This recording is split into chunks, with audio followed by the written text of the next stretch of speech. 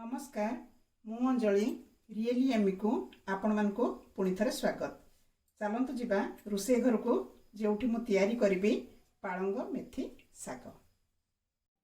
मेथी पालंग साग पई मेथी साग नहीं दी बिड़ा आउ पालंग साग नहीं दी बिड़ा। पालंग सागर मोटा मोटा सब नाड़ थाए, नाड़ को एमती बाहर कर देकी मुझे बाछिकी नहीं एपरी भाव खाली पत्र रहिबा और नाड़ को बाहर कर देची। मेथी सागर भी सेमती मोटा नाड़ बाहर कर देची आउ कौली नाड़ सब रखी ताको 4-5 थर धोई नेबी, पाछिया रे छाणीकी साग तैयारी करी।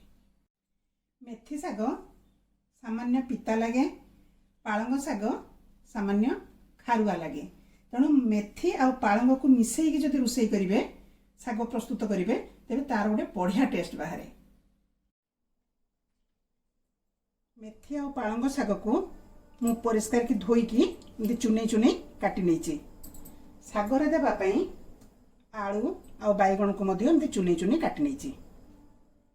कड़ई बसैली, कड़ई दौची 1 चामच तेल। तेल गरम हो गलानी, आलू बैगण को मु दे दौची।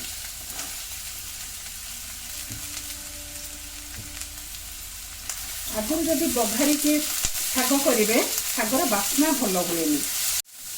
आलू बैगण को मु अल्प टे बफे नेबी, अल्प सीझे नेबी, तापर बघारे सागर टेस्ट बहुत भल आसे।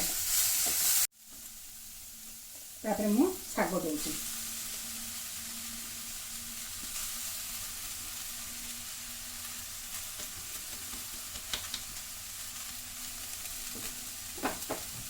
समस्त साग को साग टी नरम हो गला से लुण देवी, ना लुण अधिक हो जना पड़ोनी साग केते अच्छी। टिके साग नरम हो जाओ, दौचे स्वाद अनुसार लुण। ताको सीझापी मुझे छाड़ी दूची। साग भितर मुझे गाढ़ कर दौची गोटे छोट टमाटो। तापर मुझे एमती घोड़े दूची। टमाटो भी सीझिब, साग और बैगण आलू भी सीझीज। एबे मु देखुची पालंग मेथी सीझिलानी कि नहीं। हमर साग भल भाव सीझी गलानी, टमाटो भी भल कि सीझी जाइए, आलू भी सीझी गलानी। एबे मु ताकू बाहर को बाहर कर छुंक देवी।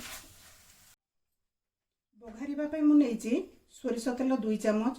सोरिष तेल साग बघारे बहुत भल लगी था। सोरिष 4-5 कोला रसुण, गोटे कंचा लंका ताको छेचिकी नहीं, बड़ी पियाज, गोटे छोट पियाज को लंबा लंबा काटिकी नहीं, आउ नहीं सुखा लंका। तेल गरम हो गलानी, सोरिष देली, सुखा लंका, पियाज, रसुण, कंचा लंका छेचा ताकू मुझे भल कि भाजी नहीं। मोर ये भजा भजा हो गलानी, से दौची बड़ी।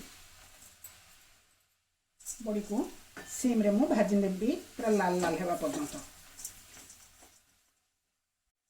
बड़ी लाल लाल हो गलानी, से दौची साग। सब